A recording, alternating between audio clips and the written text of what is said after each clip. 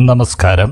സൂര്യദീപം അസ്ട്രോളജിയിലേക്ക് എല്ലാവർക്കും സ്വാഗതം. ചില നക്ഷത്രക്കാരുടെ ജീവിതം ക്ഷണനേരത്തിൽ മാറാൻ പോവുകയാണ്.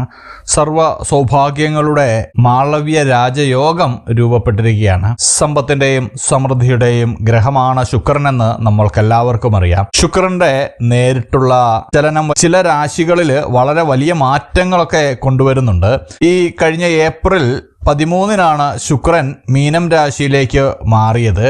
ഇത് പല വിധത്തിലുള്ള ഗുണാനുഭവങ്ങൾ ചില നക്ഷത്രക്കാർക്ക് നൽകുന്നുണ്ട്. പലപ്പോഴും ഗുണാനുഭവങ്ങൾ മാത്രം നൽകുന്ന ശുക്രന് ചില സമയങ്ങളിൽ ആ മാറ്റങ്ങൾക്ക് ഇരട്ടി ഫലങ്ങൾ നൽകുന്നുണ്ട്. ഈ പോസിറ്റീവ് മാറ്റങ്ങളെല്ലാം ഈ നക്ഷത്രക്കാർക്ക് ലഭിക്കുന്നു എന്നുള്ളതാണ്. 9 നക്ഷത്രക്കാർക്കാണ് ഈ മാറ്റങ്ങൾ ലഭിക്കാൻ പോകുന്നത്.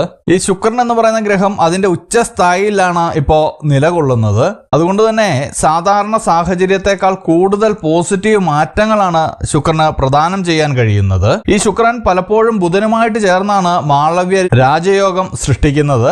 അതിന്റെ ഫലമായിട്ട് ഈ നക്ഷത്രക്കാരുടെ ജീവിതത്തിൽ വലിയ മാറ്റങ്ങളൊക്കെ നിറയാൻ പോവുകയാണ്. സാമ്പത്തിക കാര്യങ്ങളിലും കരിയറിലും സമ്പാദ്യത്തിലും കുടുംബത്തിലുണ്ടാകുന്ന സന്തോഷങ്ങൾക്കും എല്ലാം പോസിറ്റീവായിട്ടുള്ള മാറ്റങ്ങളാണ് സംഭവിക്കാൻ പോകുന്നത്. നമ്മളുടെ ജീവിതത്തിൽ പലപ്പോഴും സന്തോഷകരമായിട്ടുള്ള മാറ്റങ്ങൾ നിലനിർത്തുന്നതിൽ ശുക്രന്റെ സഞ്ചാരം വളരെ അനിവാര്യമാണ്.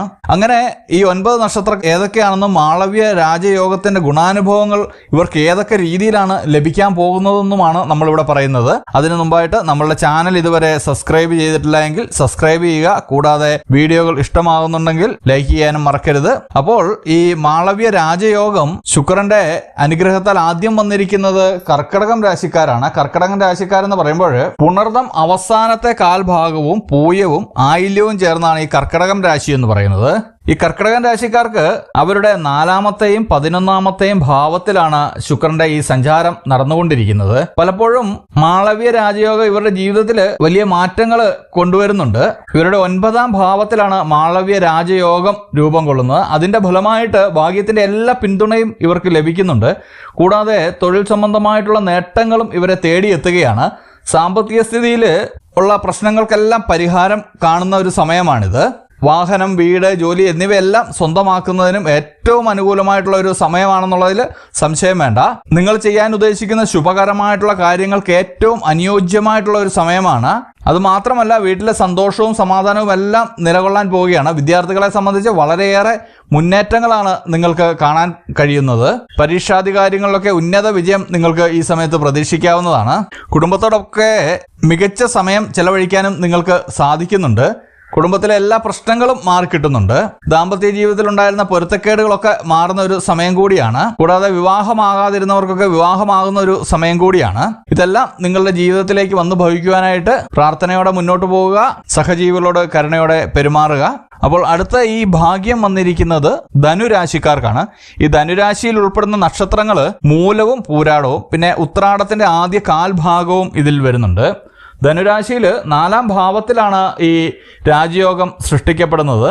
പലപ്പോഴും ഇത് നിങ്ങളുടെ ജീവിതത്തിൽ ഒട്ടും പ്രതീക്ഷിക്കാതെ തരത്തിലേക്ക് കാര്യങ്ങളെ കൊണ്ടുവന്ന് എത്തിക്കുന്ന ഒരു രാജയോഗമാണ്. നിങ്ങൾ നനച്ചിരിക്കാതെ സാമ്പത്തിക സ്ഥിതിയിലൊക്കെ കൂടുതൽ മാറ്റങ്ങൾ സംഭവിക്കുന്നുണ്ട്.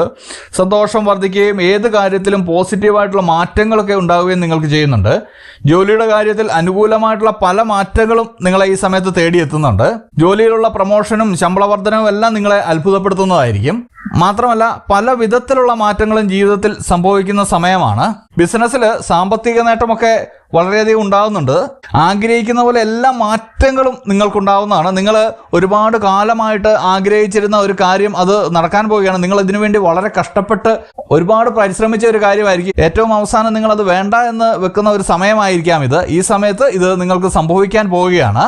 കൂടാതെ വിദ്യാർത്ഥികൾക്ക് പരീക്ഷാധികാരികളിലെല്ലാം വിജയമുണ്ടാവുന്നതാണ്. വിദേശ സ്കോളർഷിപ്പോട് കൂടിയൊക്കെ നിങ്ങൾക്ക് വിദേശ പഠനം സാധ്യമാകുന്ന ഒരു സമയം കൂടിയാണ്. അടുത്തതായിട്ട് ഈ ഭാഗ്യം വന്നെത്തിയിരിക്കുന്നത് വൃശ്ചികം രാശിക്കാർക്കാണ്. വൃശ്ചികം രാശിയിൽ ഉൾപ്പെട്ടത് വിശാഖം കാൽഭാഗവും അനിഴവും തൃക്കേട്ടയുമാണ്. ഈ വൃശ്ചിക രാശിക്കാരുടെ അവരുടെ 5ാമത്തെ ഭാവത്തിലാണ് സംക്രമണം നടക്കുന്നത്. എങ്കിലും അനിഴം നക്ഷത്രക്കാരെ സംബന്ധിച്ച് ഒന്ന് പ്രത്യേകം പറയേണ്ടതുണ്ട്. ഇവർക്ക് ഈ സമയത്ത് വളരെ നല്ലൊരു സമയമാണെങ്കിൽ ഇവരുടെ അശ്രദ്ധ കൊണ്ട് പലതും മാറിപ്പോകാനുള്ള ഒരു സാധ്യതയുണ്ട്. അനിഴം നക്ഷത്രക്കാര് എല്ലാ കാര്യങ്ങളും ഒന്ന് ശ്രദ്ധിക്കേണ്ടതുണ്ട്.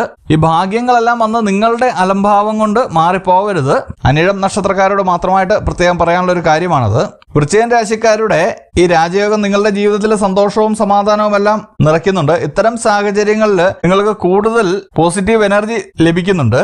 മാത്രമല്ല, നിങ്ങളുടെ കാര്യത്തിൽ നിങ്ങൾ സ്വയം അഭിമാനം കൊള്ളുന്ന ഒരു സമയം കൂടിയായിരിക്കും. ജീവിതത്തിൽ സന്തോഷവും സമാധാനവും എല്ലാം നിലനിൽക്കുന്ന ഒരു സമയമാണ്. ബിസിനസ്സിലുള്ള നേട്ടങ്ങളൊക്കെ നിങ്ങളെ തേടിയെത്തുന്നുണ്ട്. ബിസിനസ് ചെയ്യുന്നവർക്ക് ഏറ്റവും അനുകൂലമായിട്ടുള്ള ഒരു സമയമാണ് ഈ ഏപ്രിൽ 13 മുതൽ ഈ ഒരു മാസക്കാലം. പ്രണയബന്ധങ്ങൾക്ക് വളരെയധികം നല്ലൊരു സമയമാണ്. അതൊരു വിവാഹത്തിലേക്ക് കലാശിക്കുന്നതിനൊക്കെയുള്ള ഒരു സമയമാണ്. ആരോഗ്യത്തിന്റെ കാര്യത്തിൽ കൂടുതൽ മാറ്റങ്ങൾ ഉണ്ടാവും. ഒരുപാട് കാലമായിട്ട് നിങ്ങൾക്കുണ്ടായിരുന്ന അസുഖങ്ങളൊക്കെ മാറി അത് ഭേദമാവുന്നതാണ്. കൂടാതെ നിങ്ങൾ നിങ്ങളുടെ കർമ്മപഥത്തിലേക്ക് തിരിച്ചു വരുന്നുവെന്നാണ് കാണുന്നത്.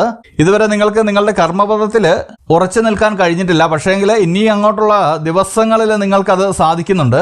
കൂടാതെ ലോട്ടറി ഭാഗ്യമൊക്കെ നിങ്ങളെ തേടിയെത്തുന്നുണ്ട്. ഈ വരുന്ന ഒരു മാസക്കാലം നിങ്ങളുടെ ജീവിതത്തിൽ പല മാറ്റങ്ങളും സംഭവിക്കാൻ പോവുകയാണ്. നിങ്ങൾ പോലും പ്രതീക്ഷിക്കാത്ത പല മാറ്റങ്ങളുമാണ് ഇവിടെ സംഭവിക്കുന്നത്.